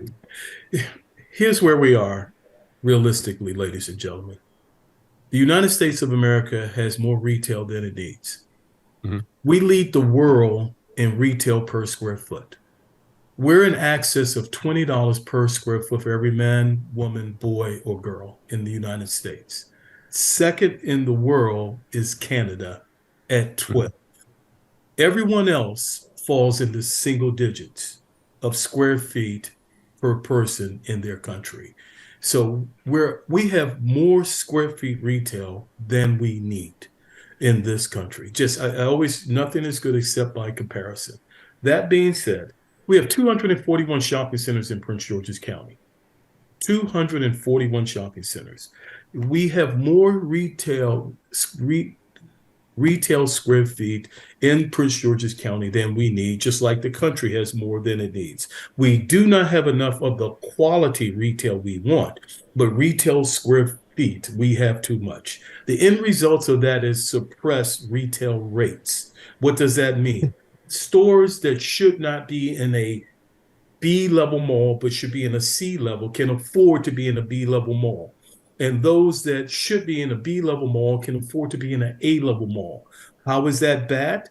Because when a true A-level retailer comes and looks at the site, they want to see neighbors, businesses that are familiar to them in other parts of the country. And if they don't see that, they are concerned about their ability to be successful in the site. The hard question is, what do we do with our access of retail? If there was a single answer, it would have been spoken about a long time ago. Some do need to be repurposed. Some do need to be removed. Some need to be repositioned. Some need to be redeveloped. That is the honest reality. And of the 241, we have 42 centers that received a C- grade or lower, down to an F. So I probably didn't help, but I wanted to set the context for the question that we're really asking in this regard. Good point. Appreciate that, Larry. You're welcome. Kevin, did you want to weigh in, or are you good? I'm good. He took it in a slightly different direction than. Okay. All right. Councilmember Esteve, you've got your hand up and have had it up and down all morning. Please. I appreciate it, Mr. Ragland. I just want to piggyback off of a question that Mayor Pro Tem and David Madu asked earlier, because I think this really gets to the crux of the issue that I think our residents are just having, and the main reason we're here today. To the developers on the call, you know, I know that many of you are reaching out not just to, as you described, the national retailers, but you're also having conversations with mid-size and smaller ones. And I know many of you focus on development projects right here in Prince George's County. I know many of you are in touch with the mid-size and smaller, more regional businesses.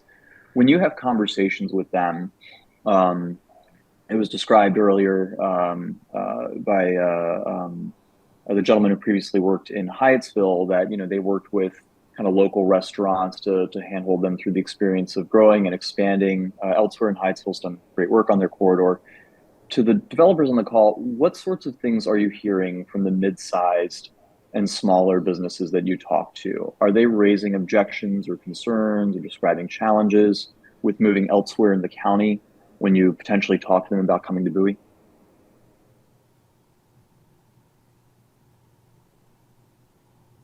Yeah, Kevin. Just briefly, I mean, cost is a big thing. Obviously, it always is to everybody. We've since COVID, one major thing that's happened that we haven't really dwelled on too much in the call is that costs of construction, costs for equipment have gone up by very significant rate. Many things cost twice as much as they did 3 years ago, if not more. So it's challenging for any business owner. I mean, I think Mr. Hentz or somebody previously referenced the cost of restaurant equipment when starting a new restaurant, and that is major. Those things have gone up even more than double over the last few years. But even simple costs like a point of sale, cash registers, things like that for a regular retailer, those things are much more expensive now. So when we at Southlake, we're talking about building new buildings and talking with the tenants about, you know, what else are we going to give them, not just the building shell, but how finished is the space going to be, and are we going to give them any extra money to go towards their other improvements that they do once we built the building. And it's just, the cost is a major factor. That's all there is to say. Sorry. Everybody loves Bowie otherwise. You know, if you're in the county, if you operate in the county, Bowie is the premier location. But the costs are what they are, even in Bowie, and it's a stumbling block. No, I appreciate that. And I'd say that's pretty consistent with what we hear from others. The pandemic really, it was never easy owning a small business, period, anywhere. It was never easy opening and owning a small business in Prince George's County or the state of Maryland. And then you throw in the pandemic on top of it, you know, and a lot of owners, you know, laugh and then break down and cry when you talk about expanding or looking to the future. I also want to bring up, I mean, I know we talked about this already, but permitting comes up every single time I talk to businesses of any size, developers, brokers, retailers of all varieties. And I have to push back a little bit on some things that were said earlier. People don't say to me, yeah, permitting's tough everywhere, you know, including in Prince George's. People say to me that they do business in Montgomery, Anne Arundel, Prince George's, Virginia, and that Prince George's is uniquely challenging, that contractors that operate across the region will choose not to do business in Prince George's County because it is uniquely challenging. And so I have to ask, since we have Deepai on the call, what are we doing wrong? Because we are clearly doing something wrong. Just to add to that, in Prince George's County, when you get permits, you have to satisfy requirements for multiple agencies. Our zoning and planning is handled by Maryland National Capital Park and Planning. Some projects require you to go through various hearings, various levels of approval before you can do the ground up type work. And it's an applicant really does need to understand the planning and zoning process to navigate through that. You have to secure your site and building permits from Deepai. Even within those permits, Park and Planning reviews and approves those permits as well. You have an agency that issues sediment control approvals, which is a separate agency, Soil Conservation District. And then you have a water and sewer agency, WSSC, that issues water and sewer permits. And sometimes if you run on a state highway road, then you're securing permits from state highway. To get, especially to do ground up type construction, the developer and the permittee and their engineer need to know the process because you're dealing with 4 and 5 agencies. I think the agencies do our best to coordinate amongst ourselves, but if the developer hires an engineer that doesn't understand the process, it can take just really a lot of time.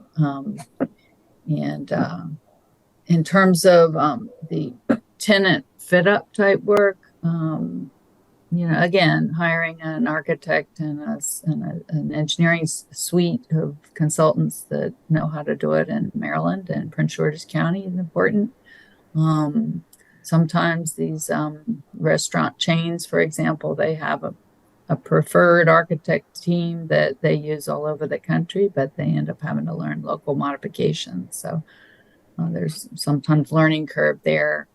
But again, I think that for this tenant fit out work, if they are communicating with DPI and keeping the process going, I mean, a lot of the permits that we look at, there's big lag times between each submittal, and that we don't, there's nothing the county can do to control the fact that somebody took 12 weeks instead of 2 weeks to resubmit a permit.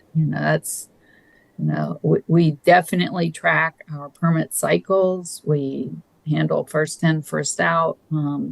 So we do track and monitor the timeframes of permits residing at the agency. But once it leaves our agency and goes back to the applicant, that's the applicant's job to resubmit in a timely manner. So I think for the type of tenant that really is very novice to the permit process, I think our business development section does a great job of navigating those tenants, but they need to know to call.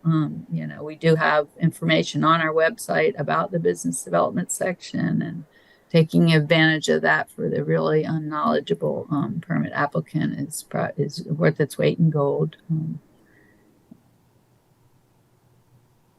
We have challenges in terms of staffing. I know that in the building permit side of things, we've ended up hiring some consulting engineers just to help with the workload because we've had a hard time filling those vacancies. The agency as a whole is constantly trying to fill vacancies, but that's always a challenge as well. So we do what we can with what we have.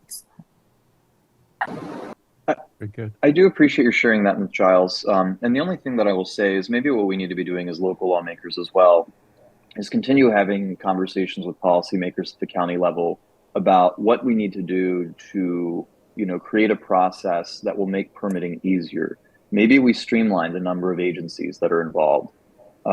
Maybe we find ways to write different policies that guide what DPI does. Because I got to tell you, when the county was going through the planning rewrite, I was in regular touch with business owners and developers, and the consistent theme I heard was, it's a nice exercise, but it's not going to change the bottom line for them, because the bottom line was that permitting was just too consistently onerous to really make a difference in the desirability of the county relative to jurisdictions right on our border. And so I appreciate what you say, Ms. Giles, and I recognize you guys are dealing with a lot of challenges, especially with staffing. So maybe what we need to do at the city is have some policymaker to policymaker conversations about what we can be doing to streamline that process from a policy perspective. I appreciate it. Councilman, just a quick follow-up on that comment. I think you're absolutely correct. As Mr. Hines said, when an out-of-state or out-of-town retailer wants to come to Prince George's County, Bowie's at the top of the list. And so while there are other places that they can go in Prince George's, most of them want to come to Bowie. And if they find that running the gauntlet is just too difficult, then they start looking at Watchapel, then they start looking at other parts of Anne Arundel County, or now more frequently Charles County. And unfortunately, there's also sort of, again, another word I hate, a symbiotic relationship. One of the things that I was charged to do over the summer was to chair a ULI panel looking at Prince George's housing policy. Another conversation for another day, but one of the things that was a very interesting thing that came out of it is that most of our higher end residents are leaving Prince George's County and moving to Charles County. And Prince George's County, which for a long time said we are the wealthiest African-American community in America, is no longer true. Charles County is the wealthiest. Why? Because they're leaving places like Bowie, they're leaving places like Upper Marlboro, they're leaving places like Mitchellville and moving to Charles County. And the retailers are following suit, and it sort of becomes a self-fulfilling prophecy where now all of a sudden we thought we had to compete with Watchapel. Now we look to our south and we're competing with properties just over the line. And again, so that same sort of thing, builders, developers, folks who want to bring in high quality housing, high quality retail, high quality experiences come to Prince George's, starting with Bowie. And if it gets too challenging, they're like, you know what, forget it. We'll just go 40 miles to the south, 5 miles to the north, and we'll just get what we want to get done and still capture that market activity, because now we're just going to just basically steal tenants, population, and wealth from Prince George's County. So it is an issue, and it's particularly an issue for City of Bowie because we are at the top of everybody's list. So, and not to put too fine a point on it, Mr. Ragland, and not to dominate this section of the conversation, but when I've talked to businesses who've made that move from Prince George's to Charles, or who instead of expanding in Prince George's chose to expand down in Charles, the thing that I've heard consistently is the customers are just as wealthy. So it's a great customer base, and permits that in Prince George's would have taken years have taken weeks in Charles County. Yeah. So I think the door is open for policymakers at the city and county level to have a conversation, because we are watching the wealth of Prince George's slip out of Prince George's into Charles County, northward, eastward, westward, and having a conversation policymaker to policymaker, as you said, makes infinite sense, because this is now a problem that we're all facing. It's not a City of Bowie problem. That's just all I wanted to add that sort of footnote to that. Zena, I see you got your hand up. You wanted to comment on the conversation, please. Well, I guess my question is more for Ms. Giles, and I'll reach out directly. But I work specifically with the small business tenants, and they are very challenged with getting a permit, given their financial wherewithal. They don't have the money that the larger retailers have to invest in. Several of them have told me they had to invest in an outside architect for a temporary space, which makes it very challenging for small businesses who want to come to not just Bowie Town Center, but any of the shopping centers to do the specialty leasing. So I guess I want to get involved in seeing how this small development process works to help them move it along. My last tenant just took December is when she started. She just opened in August, and she was a small. So she spent all the time and resubmitting an application, because part of it was she submitted the wrong application because she didn't know the language of what you all considered, not you all, but how DPI considered what she was doing from what she did, because it was her first store. Sure. So, yeah, I mean, that's exactly why we set up this business development section. So I would encourage you, when you have tenants like that they reach out to our business development section. There's information right on our website, and they shepherd that type of permit applicant through the process. Okay. So maybe you guys can have an offline conversation, Zena? Yeah, I'll do that. Awesome. Ms. Chandler, you got your hand up, please. Yeah. So I've been on various sides of the permitting exercise, and certainly understand some of the challenges. I am forwarding a link to John, and maybe you can share with the group, which I found interesting. So a couple of months ago, the Commercial Real Estate Development Association published a report on assessing permit review processes. Fairfax was number 1. Prince George's County was number 13. And it's ranked on various different metrics. And it's I'm bringing it up to share that, I think we would all readily admit there's challenges with permitting. I do think a lot of it is familiarity with the process, or lack thereof. But I would also push back a little bit to say, relative to the universe of permitting agencies, both in the Northeast United States. Oh, Jim, you froze. Jim's frozen. Right at that very poignant moment, right?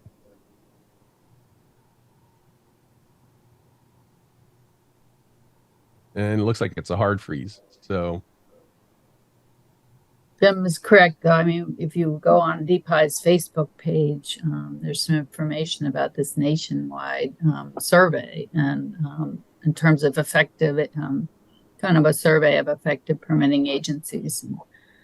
this all over the country. I mean, this wasn't just local. And DPI was rated 13th in the nation in this overall survey. So I think it was done by NAIOP, maybe.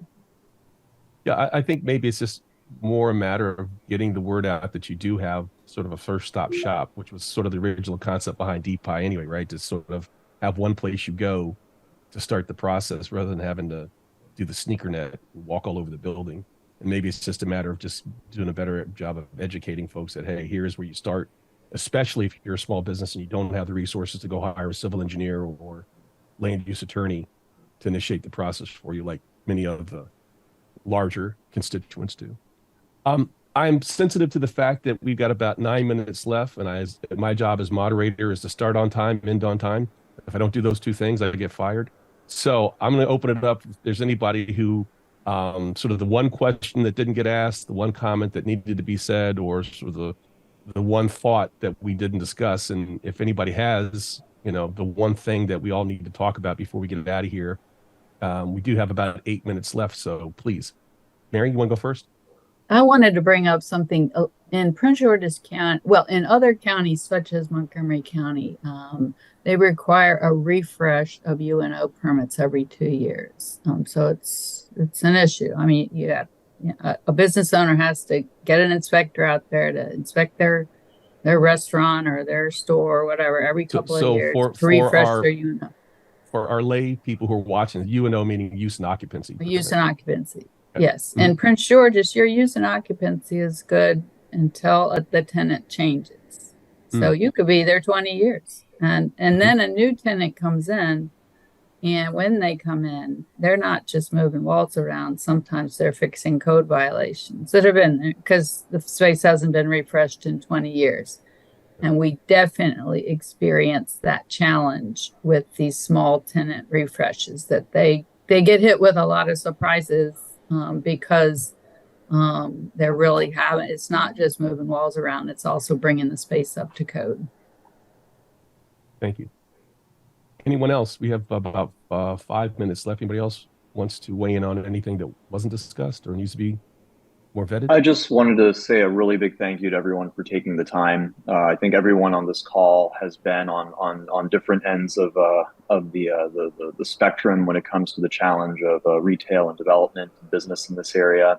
I think we're all familiar with the fact that the very same group of people as constituents will say, I want better retail and dining, I deserve better.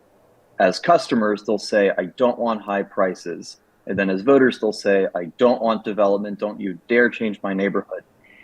But it's the same people. And so I think we're all kind of familiar with the experience of dealing with that Rubik's Cube. But I do know that many of the folks on this call, in fact, all the folks on this call are very Prince George's County focused. I know that you all do absolutely wonderful work, whether for your agencies or for your businesses. And I just want to say a big thank you. At the end of the day, the people on this call are many of the folks who have made up the fabric of what is wonderful in this county. And I know it's challenging. We all face these challenges in different ways. But I just wanted to say on behalf of the city and our residents, we really do appreciate everyone here, including DPI. We know you have challenges too, and we know you are doing your best. But we just want to say thank you. Anyone else? I think, Sherman, at this point, I think one of the things we need to do is make sure that we have a follow-up. Way too many times it's like this. But what I'd like to do is put something into action. And I'd like to get with the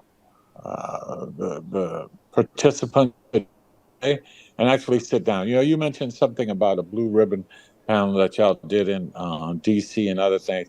I'd like for us to put one together for the city of Bowie. I'd like for us to bring the thoughts that we did here, but also from DPI, but also from EDC, and actually sit down and let's strategize on what that roadmap Bowie looks like. And I'd have to say that there's a slightly different thing needs to go on and understand that our responsibility with what's best for Bowie long term and looking at future. And that may go against how some individuals feel right now.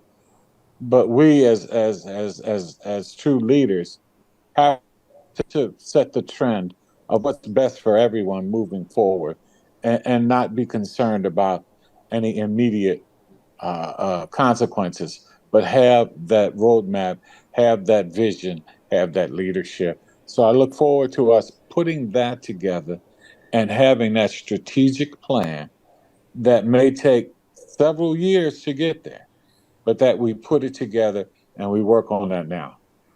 Thanks a lot. And I look forward to us putting that together and doing that. So this has helped to make sure and reinforce that we need to do that. Thank you, Mr. Mayor. Madam Mayor Pro Tem, I think you're going to get sort of the second to the last word before I have concluding comments, so please.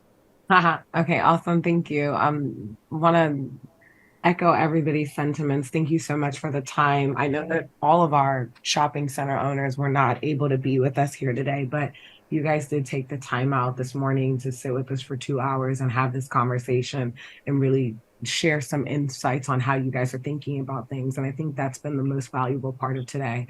I think what's clear to me, like the mayor said, I think as much as we can prioritize and follow up is going to be extremely important. It's clear that we need to be a little bit more collaborative and have a very targeted strategy going forward. And it doesn't seem that we have one based on what I've heard in terms of the differing comments. And so as much as we can get together to establish that and power forward so that we can be expedient and proactive in redirecting this ship is going to be extremely important. One thing that I want to note for our staff, this will be for John Henry, there are a number of different resources that are on the call today.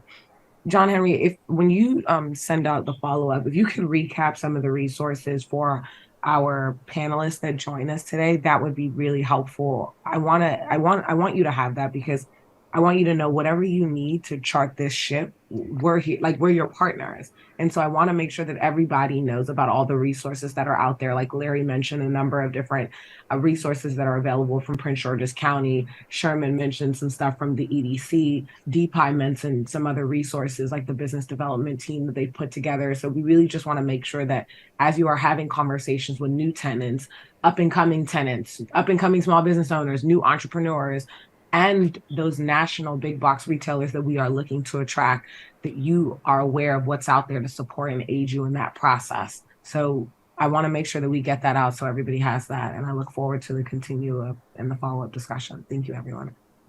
Excellent. Thank you, Madam Mayor Pro Tem. So I guess I get the last word. I'll finish where I started, which is while I wear many hats, as do many of you, the number one hat for today is I'm a resident and lover of the city of Bowie, as I know many of you are. And even if you're not a resident, you're a lover of the city of Bowie. And the good news is we're talking about the fact that we've got a well-run city with great residents who want better quality, who doesn't, and people want to be here. That's a whole different conversation than many other jurisdictions are having right now. And so given the fact that we all want to see the best things happen, there's got to be a way that we can figure the ways forward and figure the ways to solve some of these issues. And I just want to commend City Manager Lott and your team once again, from Mr. John Henry King, Ms. Gibbs. Excellent support, allowing us to all come together. Thank you for inviting me to be your moderator. And also thank you for this format, because I think it was very conducive to get as many of the stakeholders as possible in one place to start this conversation. So we'll leave it to you and your team to do the follow-up. But thank you all who participated. And I think a lot of great things, even if it was just individual side conversations of, hey, tell me more about this resource, all the way up to, as Councilman Esteves says, policy to policy maker conversations. I think a lot of great things happened today. So thank you all for participating. Great job, Sherman. Well done. Thank you. So with that, I don't know if I'll end the meeting. I don't think I have that power, but it is the top of the hour, and I got other stuff to do, and I know many of you have other stuff to do. So again, have a great weekend, and thank you for participating. Thank you. Ashley is going to end the recording, and we'll end the meeting. I've got it from here. Thank you, guys. Thank you.